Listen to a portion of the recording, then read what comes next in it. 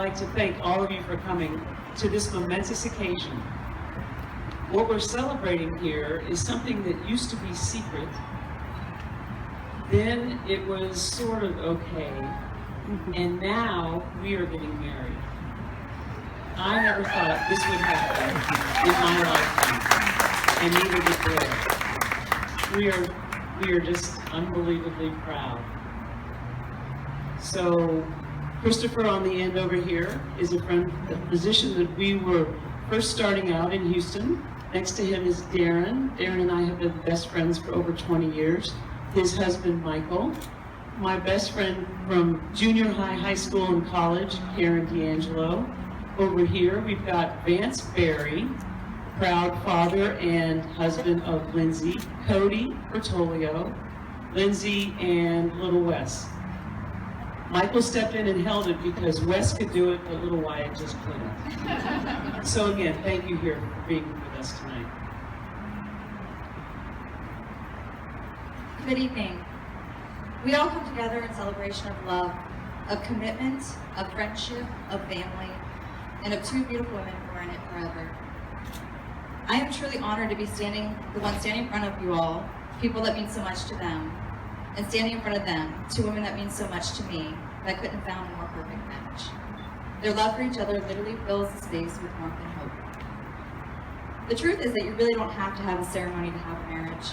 And when you think about it, the whole thing is kind of weird in a way. You're standing on a stage, looking all fancy, holding flowers, and being stared at by pretty much everyone that has meant anything to you in the past 20 years. So the question is, why do we do it? Because despite all our differences, love is what we all share.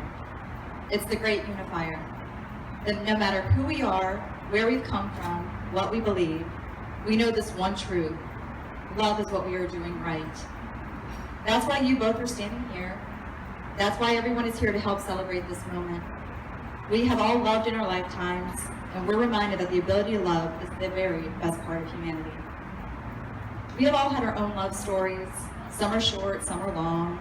Some are yet unwritten, while others are just getting to the good part. There are chapters in all of our stories that are sad or disappointing, and others that are exciting and full of adventure. And that brings them here.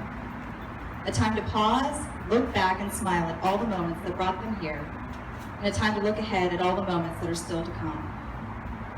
We're here to hope with you, to support you, to be proud of you, and to remind you that love isn't only happily ever after.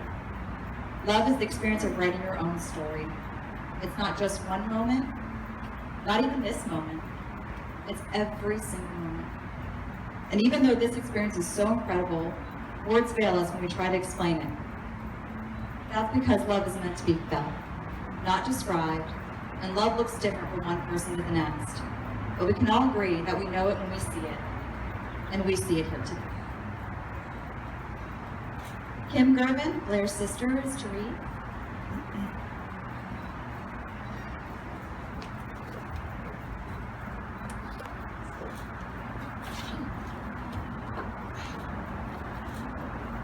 When Blair asked me to speak, I was very honored. And I began to think about Blair, I began to think about Susan. And I began to think about being the oldest and how you don't really think about what to do. You stand up and you walk on. Unless one time you might lose your emotional GPS, as I did. And I looked at Blair, and she gave me the great gift of perspective. So then I knew what I would like to say. I found a reading by Greg Anderson, the 22 non-negotiable laws. My hands are shaking so badly. The 22 non-negotiable law of wellness. This is the law of unconditional loving. The greatest pursuit is not good health, unsurpassed wisdom, economic surplus, political freedom, or even faith that can move mountains. It is the daily practice of the greatest of the non-negotiable law of wellness, the law of unconditional loving. I'm so sorry about my handshake. Unconditional, non-judgmental loving. This is our aim, life's single highest and most rewarding pursuit. The highest expression of divine design is applied love, found in relationships between people, not the erotic love we see on television, but the love rooted in the decision to serve. It is a dynamic state of consciousness, a giving, creative flow, and harmony. It is in the acceptance of the human condition as perfectly imperfect. And it is a choice to love without regard to any conditions. No ifs are allowed in this, the greatest of laws. Thank you.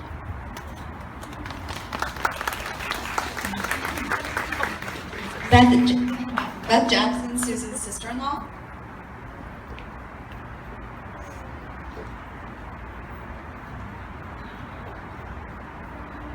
This is the way of love. 1 Corinthians chapter 13. If I speak in the tongues of men and of angels, but have not love, I'm a noisy gong or a clanging cymbal. And if I have prophetic powers, and understand all mysteries and all knowledge, and if I have all faith so as to remove mountains, but have not love, I am nothing.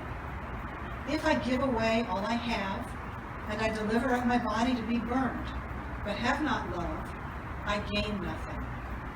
Love is patient and kind. Love does not envy or boast. It is not arrogant or rude. It does not insist on its own way. It is not irritable or resentful.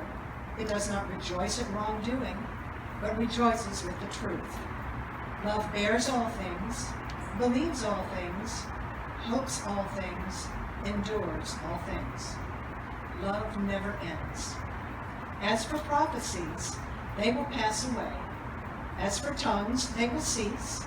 As for knowledge, it will pass away. For we know in part, and we prophesy in part. But when the perfect comes, the partial will pass away. When I was a child, I spoke like a child. I thought like a child. I reasoned like a child. When I became a man, I gave up childish ways. For now, we see in a mirror dimly, but then face to face. Now I know in part, then I shall know fully, even as I have been fully known. So now faith, hope, and love abide, these three. But the greatest of these is love.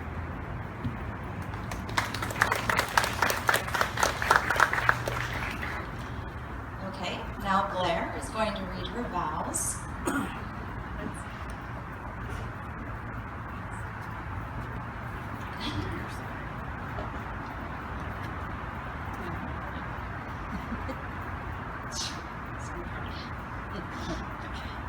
From the first moment we spoke, I knew I had to have you in my life.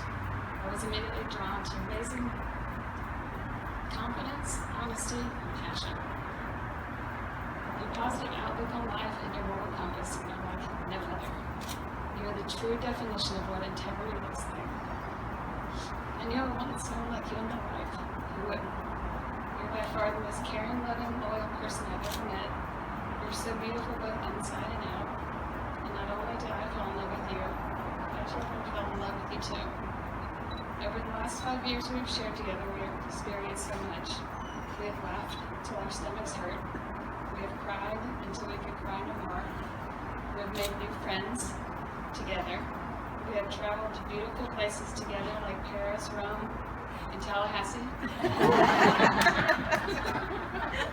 We bought each other rings and committed ourselves to one another on the streets of Chicago. We made our first big purchase together, buying a scooter, and immediately followed it up buying a house at the beach. We have shared our love of family, friends, music, travel, tennis, and FSU football. We have created a wonderful, beautiful life together. Susan, you make me feel loved, so loved, every single minute and every single day. I hope that will make you feel the same. You've truly made me a better person.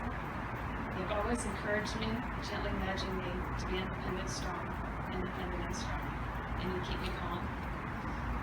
As we stand here in front of our family and friends, I want them to know how much I admire and respect you. I make these promises to you. I promise to always try to make you laugh. I promise to never go to bed angry. I promise to try and cheer you up when your nose loose. I promise to take care of you when you're sick and wipe your tears when you're sad. I promise to be patient and kind.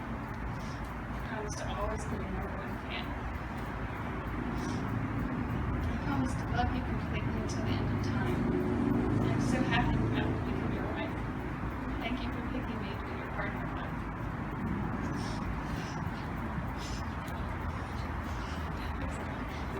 Now Susan's going to read her vows. Or speak her. Blair. The minute we met, the minute we actually got to talk, there were fireworks.